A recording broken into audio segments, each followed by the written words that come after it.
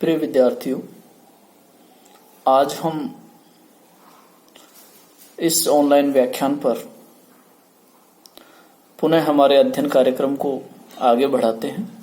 आज का हमारा विषय है राष्ट्रीय एकता में जातिवाद एक बाधक तत्व। जातिवाद राष्ट्रीय एकता में बाधक है। इसको जानने से पहले हम ये जानें कि जातिवाद क्या है। प्रिय विद्यार्थियों, जाति एक जन्म आधारित व्यवस्था है जो सामाजिक सहवास, खान पान, विवाह, व्यवसाय आदि प्रतिबंध लगाती है। तो जब ये एक बंद वर्ग के समान है, तो इस बंद वर्ग के प्रति जो निष्ठा की भावना है, जो स्व संकीर्णवाद की जो भावना है, वही इसे जातिवाद में बदलती है। और जैसे ही जाति जातिवाद का रूप धारण करती है, स्व केंद्रितता की भावना इतनी हावी हो जाती है कि स्वयं की जाति को ऊंचा और शेष समाज की अन्य जातियों को हीन या निम्न मानने का दृष्टिकोण विकसित होने लगता है। यही जातिवाद कहलाता है। प्रसिद्ध समाजशास्त्री नर्मदेश्वर प्रसाद इस संबंध में लिखते हैं कि जातिवाद राजनैतिकता में रूपांतरित जाति के प्रति एक निष्ठा है, अर्थात राजनीति में रूपांतरित जाति के प्रति निष्ठा ही जातिवाद है। इसी प्रकार काका कालेलकर लिखते हैं कि जाति के सदस्यों में स्व जाति के प्रति वह अंध निष्ठा की भावना जो बिना मानदंडों, बिना औचित्य और बिना तार्किकता के केवल स्व जाति को सर्वश्रेष्ठ मानने की भावना विकसित हो जाती है। इससे दूसरी जातियों को हीन समझने लग जाते हैं। इस प्रकार से यदि हम बात करें तो जातिवाद एक स्व संकीर्णता पर आधारित अवधारणा है जो अपनी जाति को उच्च और अन्य जातियों को हीन मानता है। इससे समाज में अन्य जातियों के हित प्रभावित होते हैं और अंततः राष्ट्रीय एकता में बाधक बनती है। आइए हम जानते हैं जातिवाद के विकास के कारण या भारत में जातिवाद क्यों पनपा। इसका पहला ही कारण है जन्म आधारित व्यवस्था। भारतीय समाज जाति आधारित समाज है। जातिगत जो सदस्यता है वो जन्मजात प्राप्त होती है। व्यक्ति चाहे कितने भी प्रयत्न कर ले, अपनी जाति को बदल नहीं पाता है। और यही एक बहुत बड़ा कारण है कि जातीय निष्ठा की भावना विकसित होती है, जो अंततः जातिवाद में तब्दील होती है। दूसरा है विवाह संबंधी प्रतिबंध। एक जाति के जो सदस्य हैं वो अपनी ही जाति में विवाह करते हैं, अर्थात जातियां अंतर्विवाही हैं। इस अंतर्विवाह के कारण स्व जाति निष्ठा की भावना प्रबल होती जाती है। तीसरा इसका कारण है जजमानी व्यवस्था का टूटना। परंपरागत भारतीय समाज में जातियों का सामाजिक सामंजस्य जजमानी व्यवस्था द्वारा निर्धारित था और परस्पर अंतर्निर्भरता की भावना पाई जाती थी।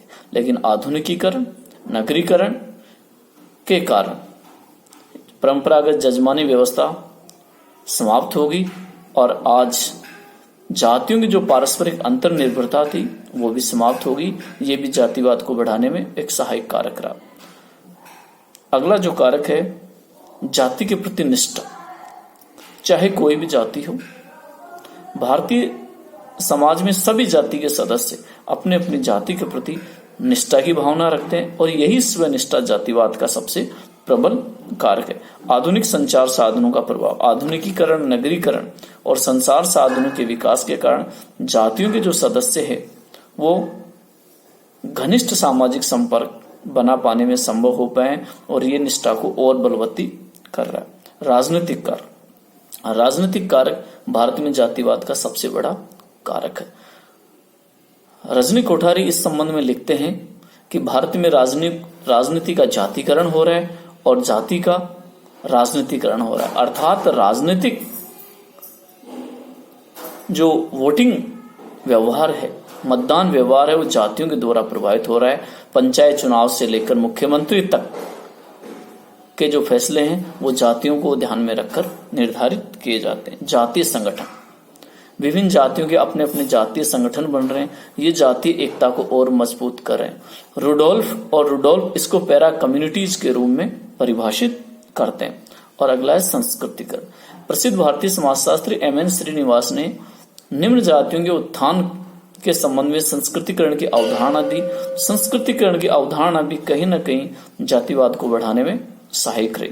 अब हम देखते हैं कि जातिवाद राष्ट्रीय एकता में कैसे बाधक है।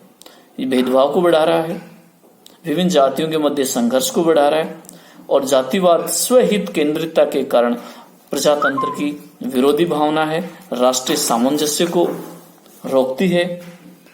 जातिवाद राष्ट्रीय एकता के विरुद्ध है।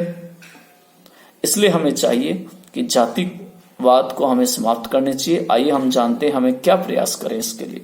पहला है जाति विहीन समाज की रचना, अर्थात समाज में जातियों का जो अस्तित्व है उसे समाप्त किया जाना चाहिए। दूसरा, कानून द्वारा जातिवाद को समाप्त करना। यद्यपि भारतीय संविधान में जाति प्रथा की ऊंच नीच की जो भावना है उस भेदभाव को समाप्त किया है, लेकिन कानून द्वारा जातिवाद को भी समाप्त करने के प्रयास होने चाहिए। प्रसिद्ध भारतीय समाजशास्त्री घुरिये कहते हैं कि जातिवाद को समाप्त करने के लिए अंतर जाति विवाह को प्रोत्साहन दिया जाना चाहिए। अगला इसके लिए उपाय हो सकता है व्यक्ति के नाम के साथ जाति सूचक शब्दों का प्रयोग निषेध किया जाना चाहिए। उच्च शिक्षा में जातिवादी जो दृष्टिकोण है उसको रोका जाना चाहिए। इस प्रकार के यदि हम समन्वित प्रयास करें तो निश्चित रूप से भारत में जातिवाद को रोका जा सकता है। इसी प्रकार अगला एक उपाय हो सकता है जाति आधारित जो संगठन हैं उन पर प्रतिबंध लगाया जाना चाहिए। और अगला उपाय हो सकता है राजनीति में जो जातियां हावी हो रही हैं, राजनीति का जातिकरण हो रहा है, उस पर रोक लगाई जानी चाहिए। प्रिय विद्यार्थियों, आज के इस ऑनलाइन व्याख्यान से निश्चित रूप से आप लाभान्वित हुए होंगे। धन्यवाद।